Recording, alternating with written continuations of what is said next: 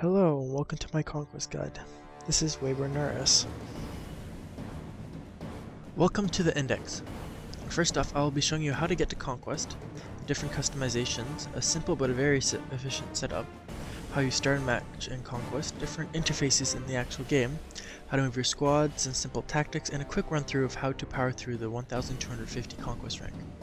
Just like always, annotations in the index to take you to different parts of the video, and in the top left corner of the screen is an annotation to take you back to the index for easy access. Conquest is located on the Pest Control Island, which is the Void Outpost. Just like Pest Control, you take the boat at Port Saram, just talk to the squire on the second last dock where the "You Are Here" sign is. Easiest way to get to Port Saram is a Port Saram lodestone. Once you're on the docks on Pest Control Island, just walk directly west and you'll be there at the Conquest building. Once you get into the Pest Control building, you'll see two knights. One is standing up and one is sitting behind a desk. Right-click the knight sitting behind the desk. His name is Knight Dorian. You'll have a few options: talk, recruit, formation, and exchange. First, let's look at recruit. When you click recruit, you'll see an interface just like what is showing on screen. On the top, it says select troops and select commands. Currently looking at select troops. On the left-hand side of this interface, it shows what troops you currently have. By clicking on the names, you can change which troops you have by choosing the troops on the bottom right-hand side. Also, it shows information on the troops that you have and want to purchase on the right-hand side. On screen is information for all the troops. Movement means how many squares that troop can move. Damage is how much damage it can deal, and health is its health. Range means how many squares away it can deal damage. And cost means how many squad resource points it costs to buy. Take your time to familiarize yourself with all the troops and what they do, as knowing what each troop does makes everything a lot easier. Don't be afraid to pause this video and continue once you're done. Next, let's look at commands. Click the Select Commands tab and this is what should come up. It's just like the Troops tab. On screen now are all the different commands. Commands are just like special abilities that you can use within the game. A good command setup coupled with troop setup can make you invincible, so plan your strategies wisely. Every time your opponent ends his turn, you gain 25 points. And every time you kill your opponent's enemy, you gain points equivalent to the cost of that troop. Those points allow you to use your commands in-game, so plan accordingly.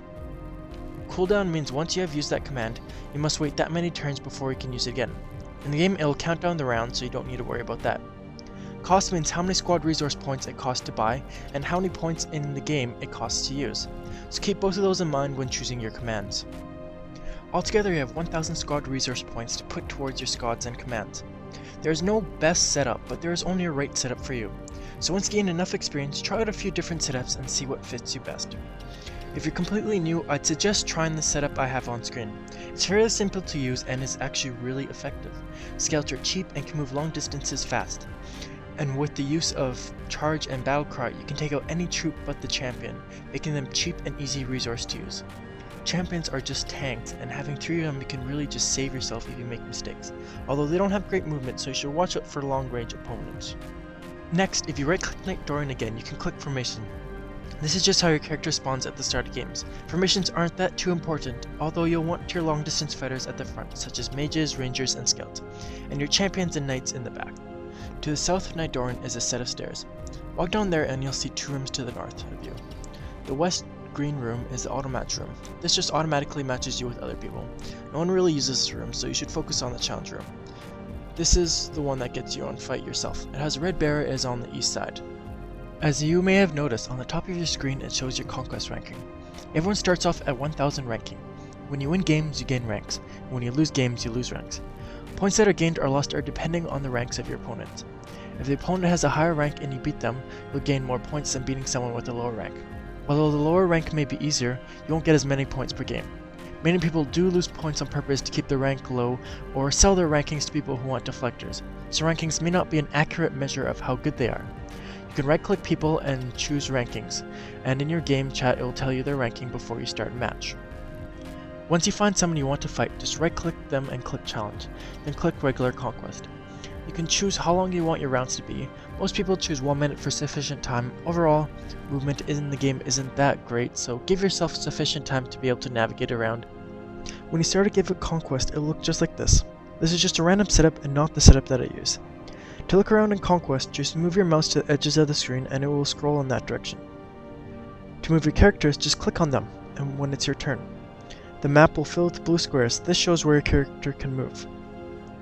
On top of the screen, it will also show your turn or your opponent's turn, and a countdown timer. This just shows whose turn it is and how long they have to move. When you're able to attack an opponent, the opponent's square will turn red.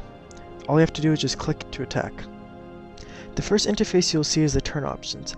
It is a tab with the hourglass symbol. It doesn't really do much since the only button you'll be using is the end turn button.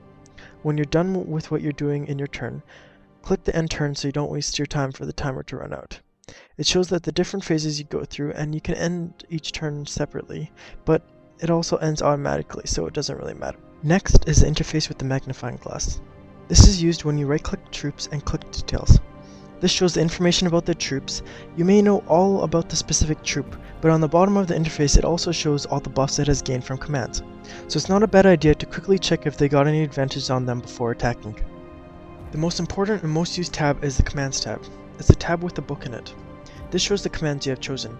If you're able to use that command, it will be highlighted, and if it is cooling down, it will have a number in the picture box next to its name. Command points are spent to use the commands, so plan accordingly. The last tab is almost never used. It has a door in its tab. You only use this to offer a truce or to resign from a match. Conquest tactics vary a lot. It is all dependent on your commands and your current troops. Some simple tactics that everyone should do at the start is to use charge on your scout and take out enemy mages, archers, or scouts. Once the game has been played for a bit, use charge and battle cry on a scout to take out almost any troop in the game, as long as they're not buffed, except for champions. Vigilance can be used very sneakily to get your opponent's troops killed. This can be used as a defensive mechanism to stop your opponent from attacking a certain troop, or you can sneak it in quickly and get your opponent killed without them knowing. On screen is another simple setup that you can use. It has more commands and is very simple to use, yet effective. People aiming for 1250 Conquest rank do it for the Void Deflector. You can use this to take away another armor piece in the set and still keep its bonuses. Of course, you still have to keep the helmet. This has various uses such as accuracy, defense, and strength bonuses you can add to your set. To power through 1250 Conquest ranks, you can pay or get someone to keep on losing to you constantly.